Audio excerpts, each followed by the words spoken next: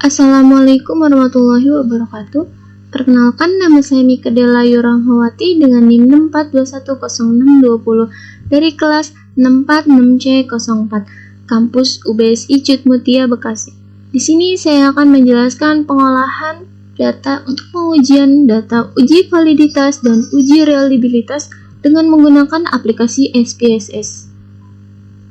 Sebelumnya saya akan menjelaskan terlebih dahulu tentang uji validitas dan uji reliabilitas. Uji validitas merupakan kemampuan suatu alat ukur untuk mengukur sasaran ukurannya, yaitu untuk mengumpulkan data secara tepat untuk mendukung kesimpulan yang dihasilkan oleh instrumen. Adapun kriteria pengujian validitas dari Dharma 2021, yaitu yang pertama, jika R hitung lebih besar dari R tabel dinyatakan valid. Yang kedua, jika R hitung lebih kecil dari R tabel dinyatakan tidak valid. Selanjutnya, untuk uji reliabilitas, yaitu uji yang digunakan untuk mengetahui apakah data yang dihasilkan dapat diandalkan atau bersifat tangguh. Uji reliabilitas dilakukan dengan membandingkan nilai Cronbach alpha dengan tingkat signifikan yang digunakan, yaitu 0,6.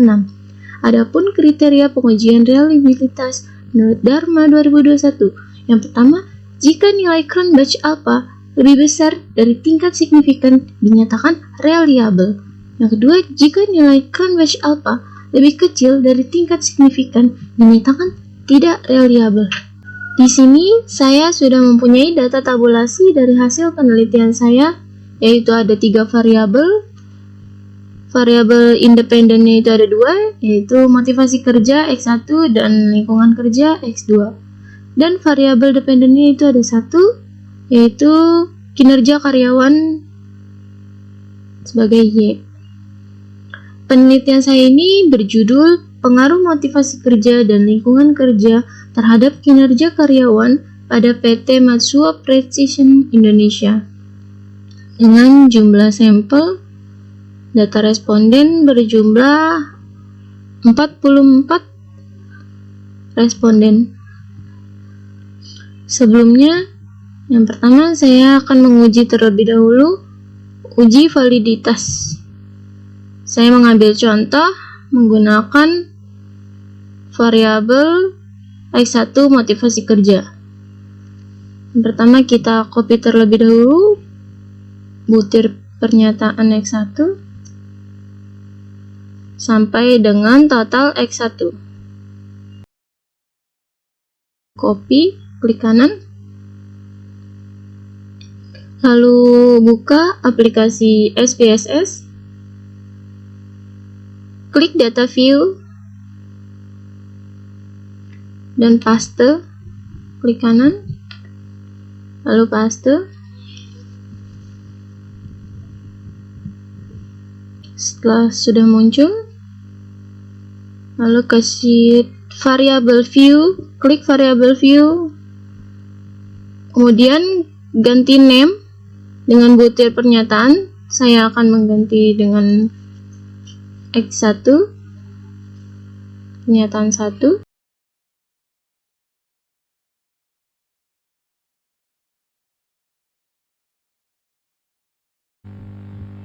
Dan yang terakhir, total X1. Yang kita ubah hanya di measure. Klik measure, kita akan ubah menjadi ordinal. Ganti menjadi ordinal. Ya sudah. Klik data view. Lalu berubah untuk variabelnya menjadi name yang kita sudah ubah.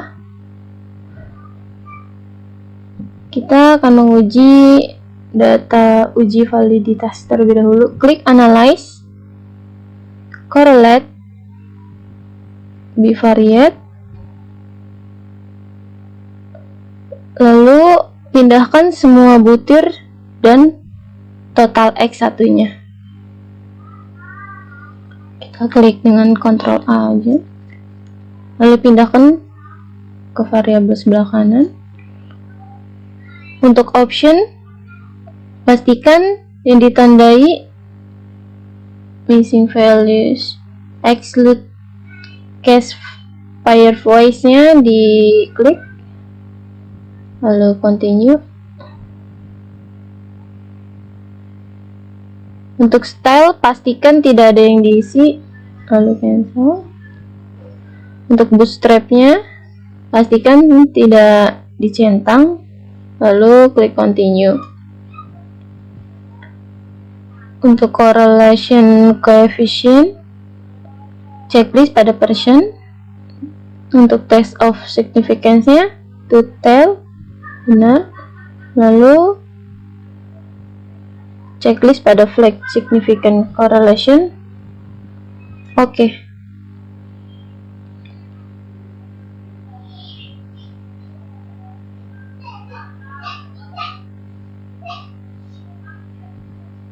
Nah, sudah muncul hasil correlation dari uji validitas. Untuk menentukan uji validitas, valid atau tidaknya, ada dua cara.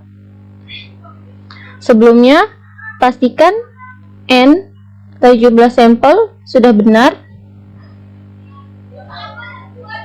15 sampel data responden saya 44. Sama sudah benar 44.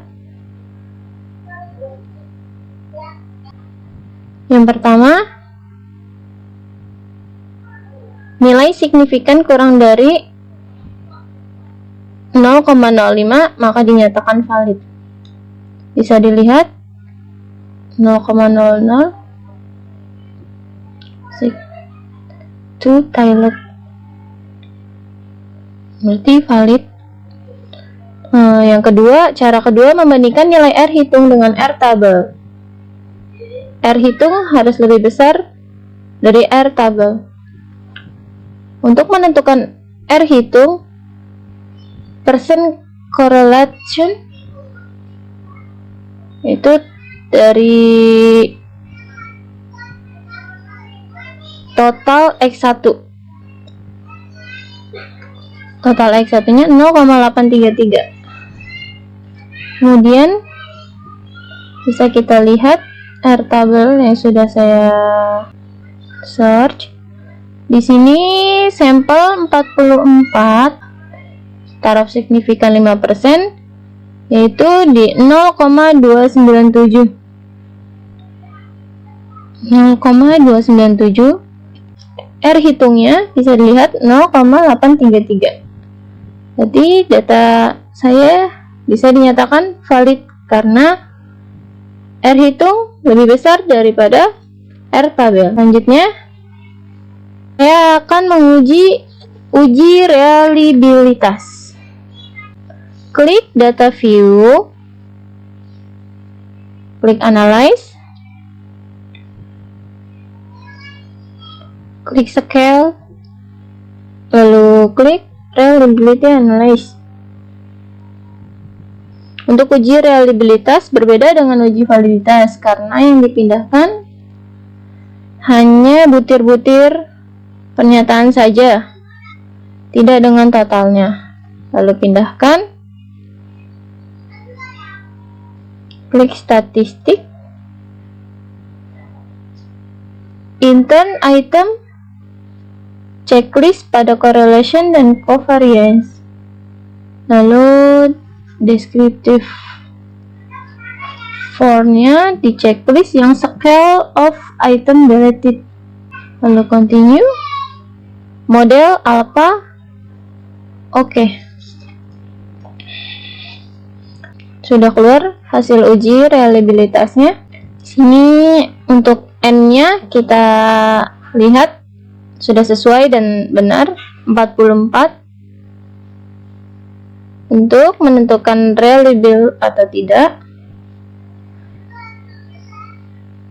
nilai Cronbach alpha lebih besar dari nilai hasil minimumnya, yaitu 0,6.